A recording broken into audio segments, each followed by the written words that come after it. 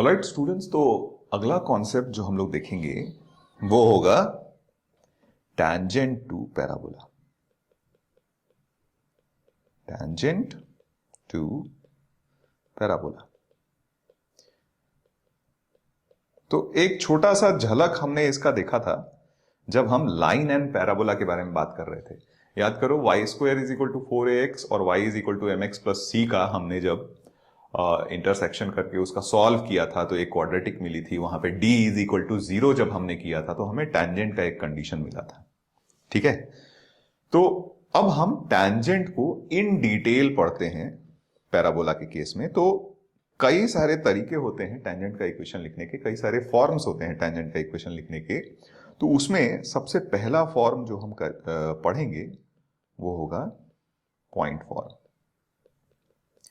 Point form कहने का मतलब क्या हुआ कि अगर मान लीजिए आपके पास पैराबोला दिया हुआ है, लेट अस से ये हमारा पैराबोला है, ठीक है, और इस पैराबोला पे कोई एक पॉइंट लाई करता है। लेट अस से ये पॉइंट हमें P x1, y1 दिया हुआ है। तो हम क्या चाहते हैं कि इस पॉइंट P पे हमें टैंजेंट का इक्वेशन मिल जाए। ठीक है, तो अगर इस पॉइंट P पे हम टैंजेंट ड्रॉ करेंगे तो वो टैंजेंट कुछ इस तरीके से दिखेगा। तो देखिए, पॉइंट तो हमें पता है, अगर इस टैंजेंट का स्लोप भी हमें मिल जाए तो हम क्या कर सकते हैं, इजीली अपने टैंजेंट का इक्वेशन लिख सकते हैं। तो अगर मान लीजिए हम स्टैंडर्ड पैराबोला की बात कर रहे हैं तो लेट अस से पैराबोला हमने मान लिया y square is equal to 4ax। ठीक है, तो सबसे पहली बात कि ये x1, y1 इस पैराबोला पे लाई कर रहा है तो ऑब्वियसली इसको सेटिस्फाई करेगा। तो एक बार हम वो रिलेशन भी लिख लेते हैं, यानी y1 square is equal to 4ax1। ये हमारे पास पहला रिलेशन हो गया। ठीक है, अब पॉइंट पता है, हमें स्लोप ढूंढना है। तो हमें पता है कि किसी भी कर्व को अगर हम x के रेस्पेक्ट में डिफरेंशिएट करें तो उस कर्व का टैंजेंट हमें मिलता है, टैंजेंट का स्लोप हमें मिलता है। तो स्लोप निकालने के लिए हम लोग क्या करेंगे, इस कर्व को यानी y square is equal to 4ax को x के रेस्पेक्ट में डिफरेंशिएट करते हैं। तो ये डिफरेंशिएट करते हैं, तो वाई स्क्वायर को डिफरेंशिएट किया x के रेस्पेक्ट में तो ये बन जाएगा 2y dy by dx is equal to 4a। और यहां से अगर आप देखो तो आपके dy बाई dx की वैल्यू ये बन जाएगी 2a अपॉन y। सिंस ये dy बाई dx हम लोग पॉइंट x1, y1 पे निकाल रहे हैं क्योंकि स्लोप हमें उस पॉइंट पे चाहिए, तो dy by dx eight x1, y1 हमारे पास क्या हो जाएगा 2a अपॉन y1। अब हमारे पास पॉइंट भी पता है, हमें स्लोप मिल गया, तो टैंजेंट का इक्वेशन सीधे सीधे लिख सकते हैं हम। तो टैंजेंट का इक्वेशन हो जाएगा y minus y1 point slope form में is equal to slope that is 2a upon y1 x minus x1। Simplify कर लेते हैं तो ये इक्वेशन बन जाएगा y1 minus y1 square is equal to 2ax minus 2ax1। अब यहां फर्स्ट रिलेशन से आप देखो तो y1 स्क्वायर की वैल्यू हमारे पास कितनी थी, 4ax1। तो ये सब्स्टिट्यूट कर देते हैं हम यहां पे, तो इक्वेशन बन गया y1 minus 4ax1 is equal to 2ax minus 2ax1। 4ax1 को RHS में ले गए तो फाइनली हमारे पास जो इक्वेशन बनेगा y1 is equal to 2a times x plus x1। तो ये हमारा बन गया पॉइंट फॉर्म में टैंजेंट का इक्वेशन। अब एक काम करते हैं, जो हमारा पैराबोला था उसके साथ अगर इसको हम कंपेयर करें तो देखो, पैराबोला का इक्वेशन था हमारा y square is equal to 4ax। कुछ तो सिमिलैरिटी सी दिख रही है मुझे इस इक्वेशन, पैराबोला के इक्वेशन में और टैंजेंट के इक्वेशन में। तो पॉइंट फॉर्म में एक बड़ी खास बात होती है। खास बात क्या होती है कि अगर आपके पास कोई भी कर्व है, ठीक है, और उस कर्व पे लाई करने वाला कोई पॉइंट आपको पता है, तो आप टैंजेंट का इक्वेशन बड़े आसानी से कुछ सब्स्टिट्यूशंस करके आराम से निकाल सकते हो। और वो सब्स्टिट्यूशंस आपको यहां से काफी हद तक दिख भी जाएगा कि जहां वाई स्क्वायर था वहां पे हमने y1 डाल दिया, और जहां x था वहां पे हमने x प्लस x1 बाई 2 डाल दिया। यानी to obtain equation of tangent at point x1 comma y1 to a curve. Let us say curve है हमारे पास, general equation of conic section ले लेते हैं, ax square plus 2hxy plus by square plus 2gx plus 2fy plus c is equal to 0। Suppose ये curve है हमारे पास और इस पे एक पॉइंट हमारा x1, y1 लाई करता है और उस पॉइंट पे हमें क्या करना है, टेंजेंट का इक्वेशन निकालना है। तो टेंजेंट का इक्वेशन निकालने के लिए इसको यूजुअली हम t से रिप्रेजेंट करते हैं इस इक्वेशन को।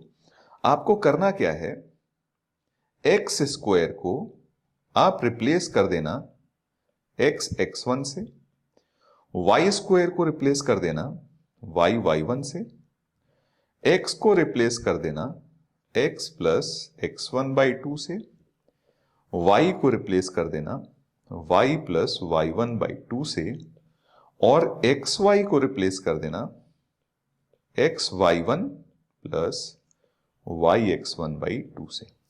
जैसे ही आप ये रिप्लेस करके जो इक्वेशन, ट्रांसफॉर्म्ड इक्वेशन मिलेगा आपको, वो ट्रांसफॉर्म्ड इक्वेशन ही एक्चुअली आपके टेंजेंट का इक्वेशन हो जाता है at that point x1, y1 to the given curve. ठीक है, तो इसी बात को हम यहां पे देखिए जस्टिफाई भी कर सकते हैं कि हमारे पास कर्व था y square is equal to 4ax, और टेंजेंट का इक्वेशन निकालने के लिए हमने क्या कर दिया, y स्क्वायर को y1 से रिप्लेस कर दिया और x को x प्लस x1/2 से रिप्लेस कर दिया। जैसे ही रिप्लेस किया हमने, हमारे टेंजेंट का इक्वेशन मिल गया। ठीक है, तो ये तो हो गया हमारा पॉइंट फॉर्म में टेंजेंट का इक्वेशन। अब हम बात करते हैं पैरामेट्रिक फॉर्म में। Second is parametric form.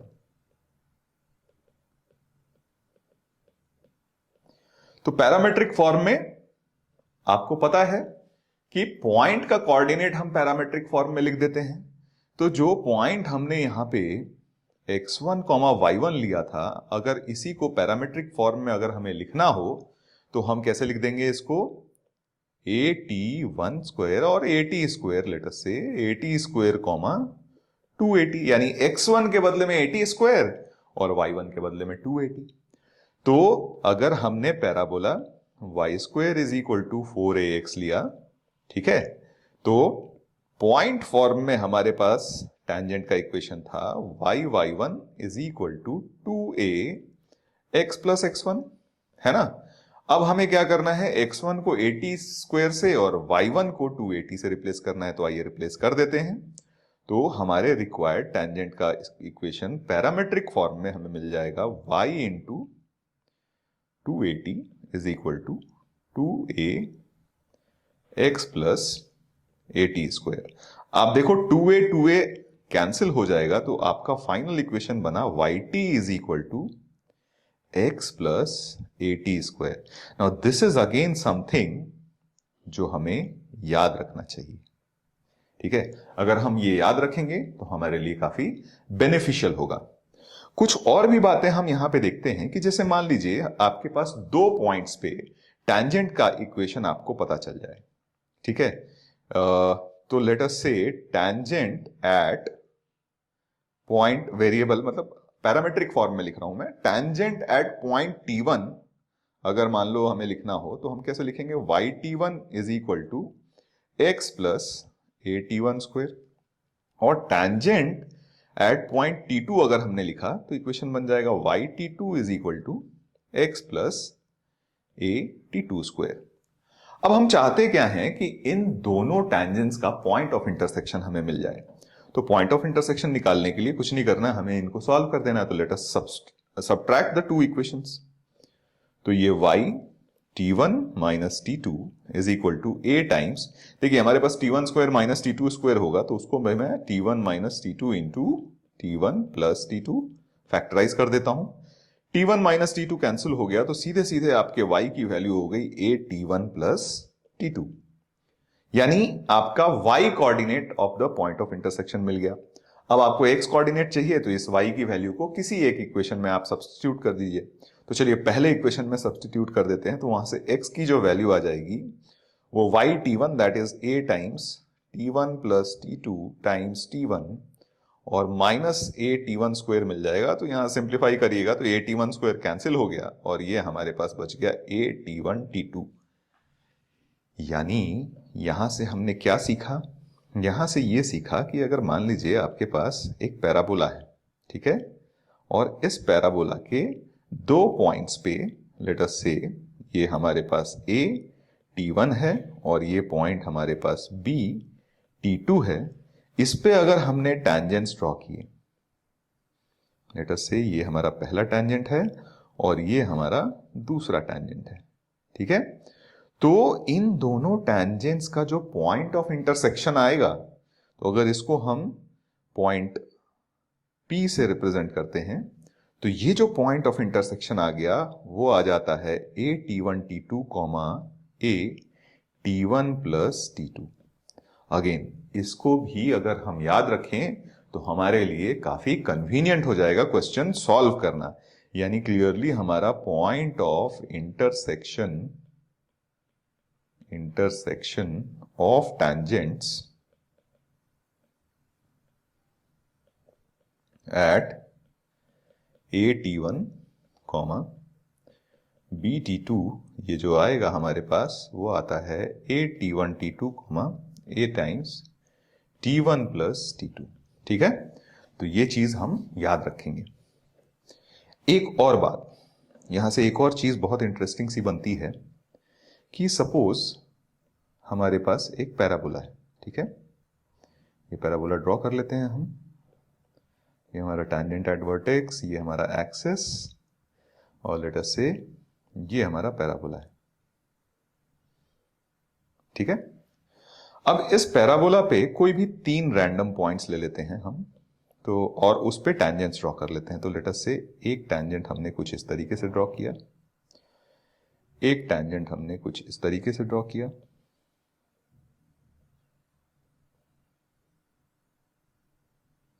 ठीक है, और एक टैंजेंट कुछ हमने इस तरीके से ड्रॉ किया। तो लेट अस से ये तीन टैंजेंट्स हमने ड्रॉ किए, ठीक है। तो आप यहां पे ऑब्जर्व करो तो दो ट्रायंगल्स हम बना सकते हैं। कौन कौन से? एक जो ट्रायंगल इन पॉइंट्स से बना है ना, ये जो पॉइंट्स ऑन द पैराबोला थे, इससे ऑब्वियसली आपको एक ट्रायंगल बनेगा, और एक ट्रायंगल आपका बनेगा जो इन टैंजेंट्स के इंटरसेक्शन से बना है। तो लेट अस से इस ट्रायंगल को मैं डेल्टा आई बोलता हूं। डेल्टा आई मतलब इस ट्रायंगल के एरिया को मैं डेल्टा आई से बोलता हूं, यानी area of the triangle which is inside the parabola. और इस ट्रायंगल के एरिया को मैं डेल्टा ओ बोलता हूं, यानी area of triangle outside the parabola. तो डेल्टा आई और डेल्टा ओ अगर हमें पता हो तो इसमें हम कैसे रिलेशन निकालें, तो उसके लिए सबसे पहले हमें क्या करना पड़ेगा, डेल्टा आई और डेल्टा ओ निकालना पड़ेगा। तो आइए डेल्टा आई पहले निकालते हैं। तो डेल्टा आई क्या हो जाता है, हमें पता है एरिया के, अगर ट्रायंगल के सारे पॉइंट्स हमें पता हो तो हम इजीली उस ट्रायंगल का एरिया निकाल सकते हैं। तो लेट अस से ये पॉइंट है हमारे पास ए, पैरामेट्रिक कोऑर्डिनेट इसका t1 है, ये पॉइंट है b तो ये t2, और ये पॉइंट है c तो ये t3, ठीक है। तो डेल्टा आई हो गया हमारा हाफ मॉड, और डिटर्मिनेंट के फॉर्म में लिखते हैं हम a t1 square 2a t1 1, a t2 square 2a t2 1, a t3 square 2a t3 1, ठीक है। तो अब इसको अगर हम सिंप्लीफाई करें तो ये बन जाएगा हमारा हाफ, और इस कॉलम से भी आप a कॉमन ले सकते हो और इस कॉलम से 2a कॉमन ले सकते हो। तो यहां से 2a स्क्वायर कॉमन आ जाएगा, ठीक है। और यहां आपके पास बन जाएगा t1 square t1 1, t2 square t2 1 और t3 स्क्वायर t3 1। डिटर्मिनेंट में आपको याद हो तो ये एक स्पेशल डिटर्मिनेंट बन जाता है ना। और ऑब्वियसली ये सब कुछ किस में है, एक मॉडुलस के अंदर है। तो जब इसको हम सिंप्लीफाई करें तो ये 2 और ये 2 कैंसिल आउट हो जाएगा, तो हमारा एरिया हो गया ए स्क्वायर। इस डिटर्मिनेंट की वैल्यू अगर हम सिंप्लीफाई करके लिखें, मॉडुलस में ही लिख लेते हैं, तो ये बन जाएगा T1 minus T2, T2 minus T3 and T3 minus T1। ठीक है, सो ये हमारा हो गया डेल्टा आई। डेल्टा आई हमने निकाल लिया। सिमिलरली हम डेल्टा ओ भी निकाल सकते हैं। तो डेल्टा ओ क्या हो जाएगा, हाफ। हर टेंजेंट का पॉइंट ऑफ इंटरसेक्शन हमें पता ही है, T1 और T2 वाले का पॉइंट ऑफ इंटरसेक्शन क्या आएगा, A T1 T2, A T1 plus T2, है ना।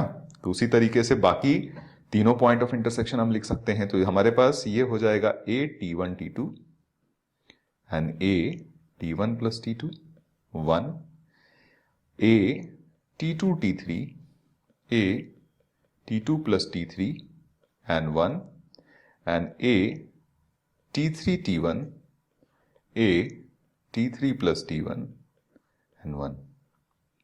ठीक है, अब अगर हम इसको सिंप्लीफाई करें तो सिमिलरली डिटर्मिनेंट एक्सपैंड करके और सिंप्लीफाई करेंगे तो ये वैल्यू हमारी आ जाती है a square by 2 mod of T1 minus T2, T2 minus T3 and T3 minus T1। कुछ सिमिलैरिटी दिखी आपको डेल्टा O और डेल्टा I में? देखिए डेल्टा I जो था वो था a square times T1 minus T2, T2 minus T3 and T3 minus T1, और डेल्टा O जो है आपका वो a square by 2 times T1 minus T2, T2 minus T3 and T3 minus T1 है। तो क्लियरली हम यहां पे देख रहे हैं कि delta I is nothing but twice of delta O। और आपको जान के ये हैरानी होगी कि इसी पर्टिकुलर कॉन्सेप्ट पे IIT JEE ने 2 बार सवाल पूछे हुए हैं एडवांस में। ठीक है, तो आप ये बात याद रखिए कि आपका delta I upon delta O जो होता है, ये वैल्यू हमेशा क्या होती है, 2 होती है, where delta I is the area of triangle which is inside the parabola and delta O is the area of triangle which is outside the parabola। Usually क्या होता है कि हम इसमें कंफ्यूज हो जाते हैं, ठीक है, कि ये delta I upon delta O 2 है या delta O upon delta I 2 है। तो देखिए बड़ा सिंपल सा फंडा है याद रखने के लिए। अल्फाबेटिकली हमें पता है A B C D E F, ये हम जानते हैं। तो आप बताइए कौन सा पहले आता है, I की O? तो ऑब्वियसली I पहले आता है, I एंड देन O। तो I और O अल्फाबेटिकली आपको रखना है, न्यूमरेटर आपका I, डिनोमिनेटर O, और ये रेशियो इज इक्वल टू 2। तो ये आपको हेल्प करेगा याद रखने में। ठीक है, तो ये हो गया हमारा पैरामेट्रिक फॉर्म में टैंजेंट का इक्वेशन लिखना। अच्छा, एक और इंटरेस्टिंग सा फैक्ट आप यहां पे देखिए कि जैसे मान लीजिए ये हमारा पैराबोला है। ठीक है, हम पैराबोला बना लेते हैं पहले। Suppose this is our parabola. ठीक है, ये हमारा पैराबोला का फोकस है S A,0। स्टैंडर्ड पैराबोला ले रहे हैं, y square is equal to 4ax। ठीक है, इस पे हमने 2 पॉइंट्स लिए, लेट अस से A T1 और ये हमारा B T2, और इस पे टैंजेंट्स ड्रॉ किए। तो लेट अस से ये हमारा एक टैंजेंट हो गया और ये हमारा दूसरा टैंजेंट हो गया। ठीक है, तो इसका पॉइंट ऑफ इंटरसेक्शन हम जानते हैं कि ये A T1 T2 comma A T1 plus T2 बन जाएगा। ठीक है, अब हम क्या करते हैं कि सबसे पहले ये SA इंटू SB निकालते हैं। ठीक है, इनफैक्ट बुक्स में यूजुअली इसको इस फॉर्म में लिखा रहता है कि इसको P बोलता है, इसको Q बोलता है और इसको T बोलता है, इस पॉइंट को। ठीक है, तो हम लोग भी बुक के हिसाब से ही रखते हैं अपना नॉमेनक्लेचर। तो SP SQ हम ये बहुत आसानी से जानते हैं क्योंकि ये और कुछ नहीं बल्कि फोकल डिस्टेंसेस हैं। आप देखो SP is what, focal distance of P from focal distance of point P। SQ क्या है? Focal distance of point Q। तो हम तो ये बहुत अच्छी तरीके से जानते हैं कि SP की वैल्यू, याद करिए फोकल डिस्टेंस हमने निकाला था, A प्लस x कोऑर्डिनेट हो जाता है। तो SP हमारा A प्लस P का x coordinate that is A T1 square हो गया, यानी A times of 1 plus T1 square. SQ जो हो जाएगा हमारा similarly A times of 1 plus T2 square. ठीक है, हम एक काम करते हैं, ST स्क्वायर की वैल्यू निकालते हैं। ठीक है, यानी ये डिस्टेंस की वैल्यू निकालते हैं, इस डिस्टेंस के स्क्वायर की वैल्यू निकालते हैं। तो ST स्क्वायर हमारा हो गया A minus A T1 T2 whole squared and plus A 0 minus A T1 plus T2 whole square. तो A स्क्वायर तो हमारा आ गया कॉमन, इसको बाहर निकाल लेते हैं, एंड ये 1 माइनस T1 T2 का होल स्क्वायर, ये बन गया 1 plus T1 square T2 square minus 2 T1 T2, है ना। और यहां तो आपके पास T1 प्लस T2 का होल स्क्वायर ही है, तो ये आपके पास T1 square plus T2 square plus 2 T1 T2 आया, है ना।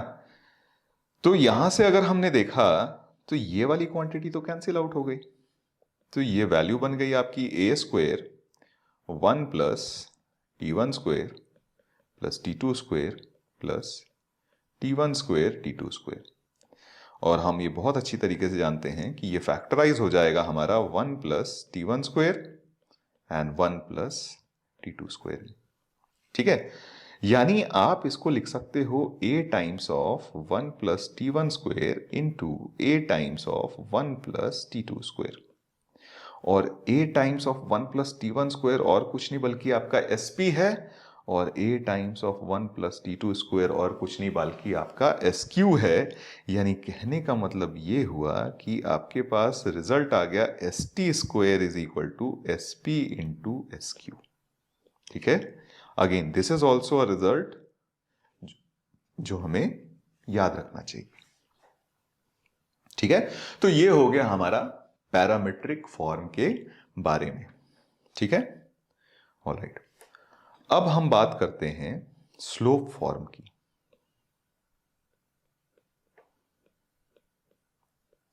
स्लोप फॉर्म, तो देखिए स्लोप फॉर्म एक्चुअली अगर आपको याद हो तो हमने ये डिस्कस किया हुआ है ऑलरेडी जब हम लाइन एंड पैराबोला के बारे में बात कर रहे थे, लेकिन फिर भी हम एक बार इसको वापस से रिविजिट कर लेते हैं।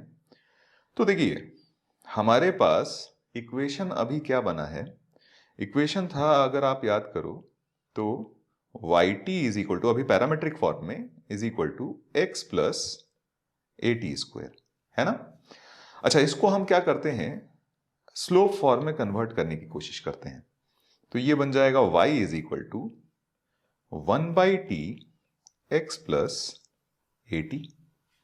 इसका स्लोप क्या होगा बताइए, m is equal to 1/t हो गया, यानी कहने का मतलब कि t is equal to 1/m हो गया, है ना। जब t is equal to 1/m हो गया तो हम यहां सब्सटीट्यूट कर देंगे, तो हमारे पास इक्वेशन क्या बन जाएगा, y is equal to 1/t के बदले में m सब्सटीट्यूट कर दो आप, और t के बदले में 1/m सब्सटीट्यूट कर दो, तो आपका इक्वेशन बन गया y is equal to mx plus a/m। और ये बात हमने पहले की हुई है कि y is equal to mx plus a/m, m की हर रियल वैल्यू के लिए अदर देन 0 हमेशा parabola y square is equal to 4ax पे टैंजेंट का इक्वेशन रिप्रेजेंट करेगा। ठीक है, ऑलराइट। तो यानी यहां पे एक इंटरेस्टिंग सा फैक्ट ये देखोगे आप कि यहां पे हमारे पास t की वैल्यू क्या हो गई है, 1/m। यानी यहां से एक इंटरेस्टिंग फैक्ट ये हो गया कि आपको अगर किसी टैंजेंट के करेस्पॉन्डिंग पैराबोला पे पॉइंट ऑफ कांटेक्ट निकालना है तो इसकी मदद से आप बहुत आसानी से निकाल सकते हो। यानी यहां पे सपोज ये हमारा y square is equal to 4ax है, ठीक है, और हमारे पास कोई भी एक गिवन स्लोप का टैंजेंट दिया हुआ है। ठीक है, कोई भी एक गिवन स्लोप, लेट अस से स्लोप m है, इसका टैंजेंट दिया हुआ है और आपको ये पॉइंट ऑफ कांटेक्ट निकालना है। ठीक है, तो आप कैसे निकालोगे? तो पैराबोला पे पॉइंट का जो कोऑर्डिनेट पैरामेट्रिक फॉर्म में हम लिखते हैं वो AT² 2AT लिखते हैं। और T और M के बीच में क्या रिलेशन हमने देखा कि T = 1/m था। तो हमारा देयरफॉर पॉइंट ऑफ कांटेक्ट जो बनेगा वो क्या बन जाएगा? A/m², 2A/m। और यहां पे एक खास बात ये भी देखो आप कि y = mx + a/m, यानी हमने y = mx + c में बस c को किससे रिप्लेस कर दिया है? a/m।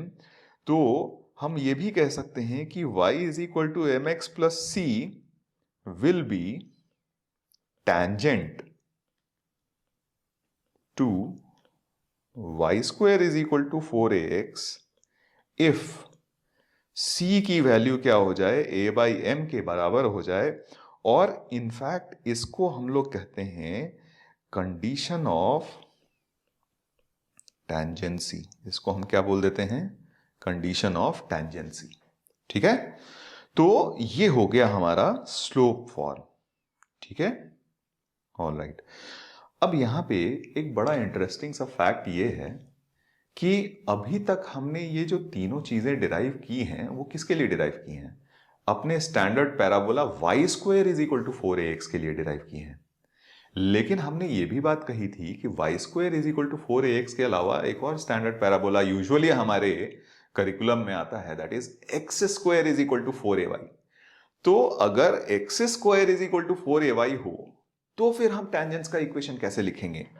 तो अब हम बात कर लेते हैं कि अगर हमारा स्टैंडर्ड पैराबोला x² = 4ay है तो इस पे हम point form, parametric form and slope form में इक्वेशन ऑफ टेंजेंट कैसे लिखेंगे? तो पॉइंट फॉर्म तो बड़ा सिंपल सा है, क्योंकि उसमें तो हमने पढ़ा ही था कि पॉइंट फॉर्म में आपको x² को x(x1) से, y² को y(y1) से और इस तरीके से इंटरचेंज कर देने होते हैं। तो वहां पे तो आपको कोई परेशानी नहीं होगी। पॉइंट फॉर्म तो इसका बड़ा सिंपल सा हो गया। पॉइंट फॉर्म हो गया आपका x(x1) = 2a y + y1। This is very simple, इसमें कोई परेशानी नहीं। अगर पॉइंट फॉर्म आपको पता है तो पैरामेट्रिक फॉर्म भी बड़े आसानी से आप लिख सकते हो। क्यों? क्योंकि पैरामेट्रिक फॉर्म में आपको कुछ नहीं, ठीक है, आपको x1 और y1 को पैरामेट्रिक फॉर्म में कन्वर्ट कर देना है। तो अगर x² = 4ay है तो इसका पैरामेट्रिक फॉर्म हम क्या लिखते हैं? x = 2at and y = at²। In fact यहां पे x1 और y1 लिख लेते हैं हम। तो ये वैल्यूज जैसे ही आप सब्स्टिट्यूट करोगे टेंजेंट के इक्वेशन में, आपको अपने पैरामेट्रिक फॉर्म में इक्वेशन मिल जाएगी। और वो क्या मिलेगी? x × 2at = 2a y + at², है ना? आप 2a कैंसिल कर दो तो ये xt = y + at²। यानी अगर आप देखो तो y² = 4ax के लिए जो टेंजेंट का इक्वेशन लिखा था हमने, वो yt = x + at² था। और यहां पे क्या हो गया? xt = x + y + at²। तो यानी x और y इंटरचेंज हो गया, और होना भी चाहिए था। क्यों? क्योंकि जो स्टैंडर्ड पैराबोला हमने वहां पे देखा था वो y² = 4ax था। तो यहां पे देखिए x² = 4ay और y² = 4ax में हुआ क्या है? x और y इंटरचेंज ही तो हुए हैं, तो यहां भी इंटरचेंज होने चाहिए थे और हुआ भी। ठीक है, तो पैरामेट्रिक फॉर्म भी बड़ा सिंपल सा है। अब बात आती है स्लोप फॉर्म की। यहां थोड़ा सा केयरफुल हमें रहना पड़ता है। ठीक है, स्लोप फॉर्म, ठीक है, स्लोप फॉर्म में भी करने के लिए बड़ा आसान सा है। और वो क्या है कि जब आपको पैरामेट्रिक फॉर्म में इक्वेशन मिली गया तो स्लोप फॉर्म में निकालना आपके लिए बहुत आसान हो जाएगा। क्यों? क्योंकि पैरामेट्रिक फॉर्म में इक्वेशन हमें मिला था y = xt - at², है ना? और यहां से अगर आप स्लोप देखो तो slope is nothing but what? t। m तो आपके t के बराबर है। तो स्लोप फॉर्म में आपका टेंजेंट का इक्वेशन हो जाएगा, बस एक t को आप m से रिप्लेस कर दो। तो y = mx - am²। ठीक ठीक है, तो ये आपका स्लोप फॉर्म में हो जाता है टैंजेंट का इक्वेशन।